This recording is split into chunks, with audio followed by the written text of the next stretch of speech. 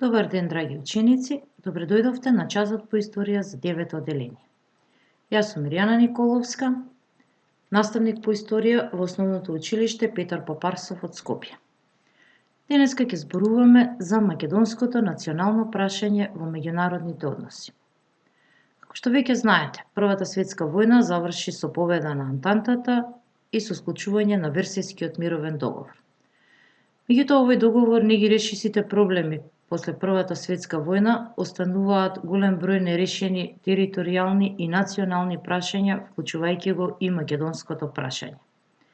Со цел да се сочува стабилноста и мирот во светот, по иницијатива на тогашниот американски претседател Вудро Вилсон, создадена е меѓународна организација наречена Друштво на народите или Лига на народите. Оваа организација е создадена на 14 февруари 1919 година, всушност во времето додека сѐ уште се одржува Париската мировна конференција од страна на 26 земји членки на Антантата.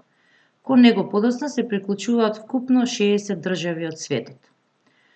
Со својата работа официјално започнува во 1920 година со седиште во Женева.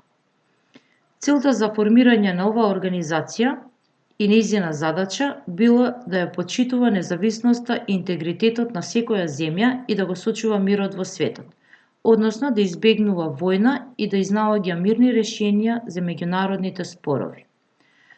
Всушност, сите недоразбирања помеѓу земјите и државите требало да се решаваат по пат на договор, а не по пат на сила и војна.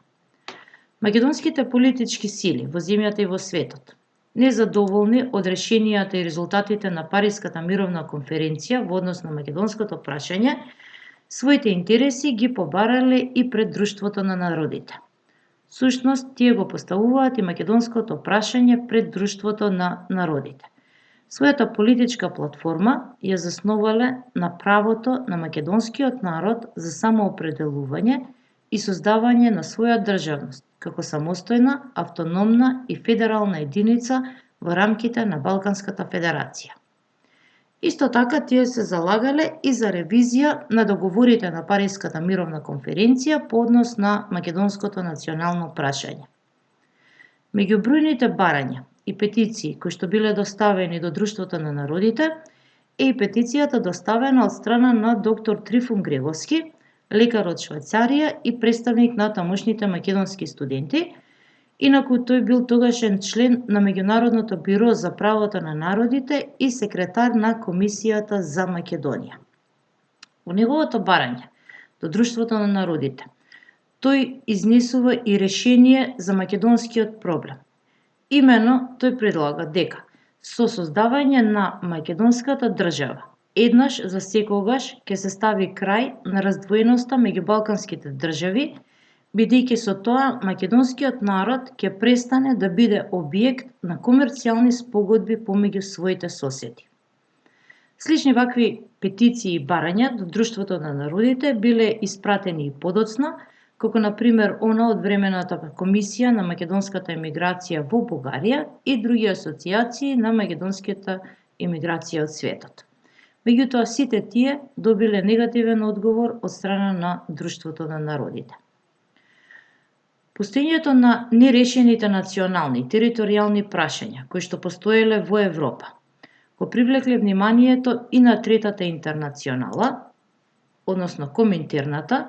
Тоа е меѓународна организација на комунистичките партии формирана во Москва во 1919 година. Македонското национално прашање било разгледувано од страна на Коминтерната и комунистичките партии на Балканот, Комунистичката партија на Југославија, Комунистичката партија на Грција и Бугарската комунистичка партија, кои имале различен однос во различен одреден период во однос на решавањето на македонското прашање.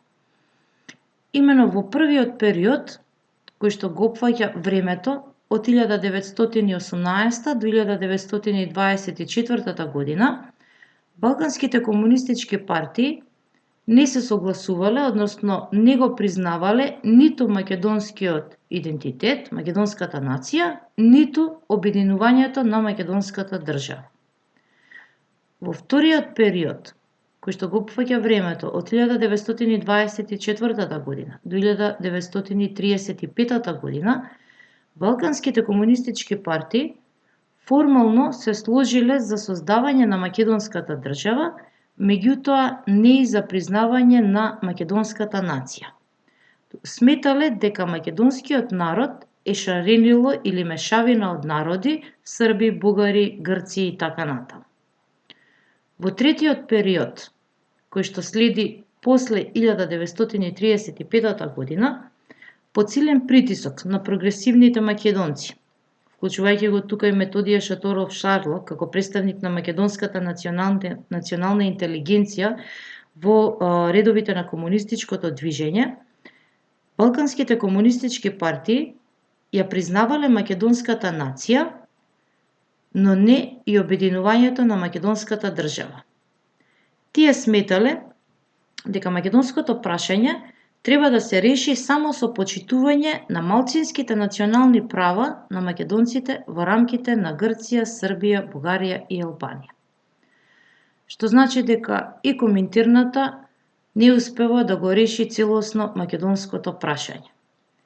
И покрај тоа што во периодот меѓу двете светски војни македонското прашање не било решено ни во една од меѓународните организации, сепак македонскиот народ не престанува со афирмација на македонската национална свест, односно македонската национален идентитет. Тие продолжуваат да го афирмираат македонскиот јазик, култура, преку разни здруженија, преку литературата, преку драмата и така натаму, за нешто што ќе зборуваме повеќе наредниот час. Од мене толку, се надевам ви помогна во совладување на новата наставна единица. Ви благодарам на вниманието, ви посакувам успешно учење и останете во добро здравје. Довидување.